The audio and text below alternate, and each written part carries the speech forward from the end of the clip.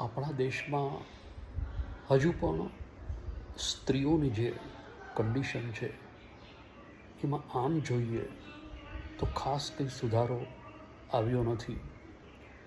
એક સમય એવો હતો કે લોકો પોતાની દીકરીઓને ભણાવતા નહીં, એને બસ ઘરકામ કરવાનું. લગ્ન પછી પણ એને એવું કહેવામાં આવે કે તમારે ઘર ગૃહસ્થી સંભાળવાની છે, તમારે કંઈ નોકરી ધંધો કે કામે ન જવાનું હોય. આ મેન્ટાલિટી પહેલાંના લોકોની હતી. સમય જતો રહ્યો એમ એમ લોકોના વિચારોમાં પરિવર્તન છે. હવે લોકો પોતાની દીકરીઓને ખૂબ ભણાવે છે. આજે તમે જો દીકરીઓ ડૉક્ટર હોય, એડવોકેટ હોય, એન્જિનિયર હોય, ટીચર હોય, લેક્ચરર હોય, પોલિટિક્સમાં હોય. આપણને ખબર છે કે ઇન્દિરાબેન ગાંધી 15 વર્ષ ભારત દેશ ઉપર રાજ કરેલું હતું. એ કંઈ નાની સૂની વાત ન કહેવાય. સ્ત્રી સશક્તિકરણ કહેવાય, નારી શક્તિ કહેવાય. પણ હવે વાસ્તવિક વાત કરીએ આપણે તો આપણી દીકરીને ખૂબ ભણાવીએ. માસ્ટર ડિગ્રી હોય, એન્જિનિયર બને, ડૉક્ટર બને, એડવોકેટ બને. આપણે એને એટલી ક્વોલિફાઈડ કરીએ, એટલું એને એજ્યુકેશન આપીએ.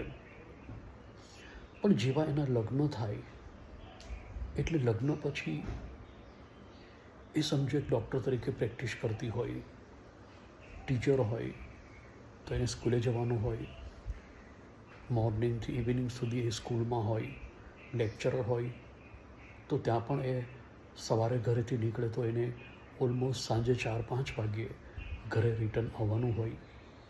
પણ ત્યાર પછી આખા ઘરની જવાબદારી જાણે એને જ વહન કરવાની હોય.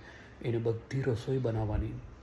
અચ્છા, ત્યાર પછી કેટલાક તો એવા છે કે એને વાસણ ધોવાના, ઘરની સફાઈ, કચરા પોતા આ બધું જ કરવાનું. આપણને ત્યારે દુઃખ થાય કે સાલું આપણે આપણી દીકરીઓને એટલી ભણાવી આટલી લાયક બનાવીને એને મોકલીએ છીએ ત્યાં આ લોકોને એની કદર નથી. કેટલી હાઈલી એજ્યુકેટેડ છોકરી પાસે તમે કચરા પોતાને વાસણ કરાવો છો. કેવી આ માનસિકતા છે. માણસ હજી પણ માનસિક રીતે ગુલામ જ છે. એના મા બાપ અભણ છે એવું તો આપણે ન કહીએ, પણ સાલું અભણ હોય તો પણ એનામાં એટલી તો સમજણ હોવી જોઈએ કે આપણા દીકરાની વહુ એટલું ભણી છે તો એની પાસે આવા કામ કરાવાય. એ દીકરીએ ઘરે ક્યારેય આવું ન કરેલું હોય. એના મા બાપે ક્યારેય એને એવું ન કીધું હોય કે તું આ કચરા પોતા વાસણ વગેરે કરી લે. કારણ કે એનું ફોકસ એવું ઈચ્છતા હતા કે એ ભણવામાં ધ્યાન આપે અને ટોપ કરે. અને એ દીકરીઓ ટોપ કરે પણ છે. પણ સાલું ગમે તેમ હોય, મેજોરિટી ઓબ્ઝર્વ કરીએ ને આપણે તો ઘરોમાં આ સ્થિતિ જોવા મળે છે કે બધું જ એને કામ કરવાનું. કેમ? આટલું કમાતી દીકરી હોય તો ઘરમાં કૂક ન રાખી શકાય, કામવાળી રાખી ન શકાય? પણ ના, એવું કહેશે કે અમને તો રસોઈવાળીની રસોઈ અમને ગળે ન ઉતરે. એટલે જે દીકરી હોય એની માનસિક પરિસ્થિતિ શું? એ બિચારી કાંઈ ન બોલી શકે. અને એ ગમે તેટલી કામમાંથી થાકીને આવી હોય, સાહેબ ટીચર હોય, 4 થી 5 લેક્ચર એને લેવાના હોય, લેક્ચરર હોય કોલેજમાં, 45 મિનિટથી 1 કલાકનો એક પીરિયડ હોય તો એવા એને 3 થી 4 લેક્ચર પણ લેવાના હોય. ન થાક લાગે એને? અચ્છા, ઘરેથી આટલા ટ્રાફિકમાં એને કોલેજે પહોંચવાનું હોય, પાછું ફરીથી કોલેજે એને ઘરે રિટર્ન આવવાનું હોય, વચ્ચે એટલું બધું ટ્રાફિક હોય. વિદ્યાર્થીઓ પણ માથું ખાતા હોય ટીચરોનું. એને કેટલી પ્રકારના પ્રશ્નો પૂછતા હોય, એને જવાબ આપવાના હોય લોકોને. તો આમ જુઓ તો એ માનસિક રીતે એ વ્યક્તિ થાકેલી હોય, એ થાકીને ઘરે આવતી હોય. હવે એ જ્યારે થાકીને આવે ત્યારે એને કોઈ ચાનો કપ તો બનાવીને આપવાનું નથી. ચા પણ જો એને પીવી હોય તો એને પોતે બનાવીને પીવાની. અચ્છા, ત્યાર પછી બધી જ રસોઈ એને કરવાની હોય. એને સપોર્ટ કરનારું કોઈ ન હોય, અથવા તો સપોર્ટ કરવા તૈયાર ન હોય. એ એમ માનતા હોય સાસુઓની વાત કરું ખાસ તો, એ એવું વિચારતી હોય કે અમે પણ કામ કરેલું હતું, અમે પણ મજૂરી કરી હતી, એટલે હવે તમારે કરવાની. કેમ તમે એવું ન વિચારી શકો? કેમ ત્યાં એવું ન વિચારી શકાય કે આ મારી દીકરી છે, તમે તમારી દીકરી સાથે આવું વર્તન કરો છો? એ જો થાકી પાકીને આવે તો કેમ તમે એને ગરમ ગરમ ચાય બનાવીને પીવડાવો, એના માટે રસોઈ તમે તૈયાર રાખતા ભૂલી ગયા કે આપણે બધી જ રસોઈ એને તૈયાર આપી એને સીધું જમવાનું હોય? એવું દીકરાની બહુ સાથે શા માટે નથી કરતા? કેમ હજુ પણ સાસુઓ સુધરતી નથી?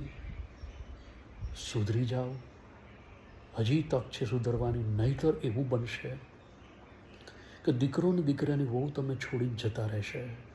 એ તમારી સાથે રહેવાનું ક્યારેય પસંદ નહીં કરે. અચ્છા, લોકો તો ગુનેગાર કોને ગણે? દીકરાની વહુને. એમ કહેશે કે આ દીકરો લગ્ન પછી આવું કરે છે, એ પહેલાં આવું ક્યારેય નહોતો વિચારતો. પણ તમે તમારી જાતને પૂછો, જવાબદાર તમે પણ છો. બધી જવાબદારી લગ્ન થાય એટલે દીકરાની વહુની એની માથે બધું નાખી દેવાનું, આ રીત ખરેખર સાવ ખોટી છે. દુનિયાના અન્ય દેશોમાં આવું બિલકુલ નથી.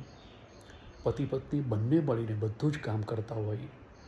અચ્છા, અહીંયા તો આપણે પુરુષ પ્રધાન સમાજ છે, એટલે એનું વર હોય એ પણ એવું ક્યારેય ન વિચારે કે મારે હેલ્પ કરવી જોઈએ.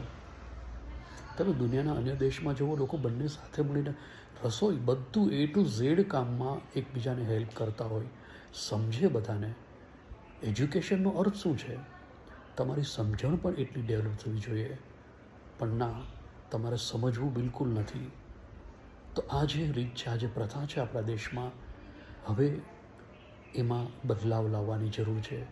વડીલોએ સમજવાની જરૂર છે કે દીકરી છે આપણી, તમે માંદા પડો તો આ દીકરાની વહુ જ તમને ઉપયોગી થવાની હોય, તમારી દીકરી થોડી આવવાની હોય ત્યારે. તો હવે જાગી જવાની જરૂર છે. સમજણ કેળવો. સમજણ હશે તો પ્રેમ ભાવ રહેશે, નહીં તો તમે અપ્રિય થઈ જશો.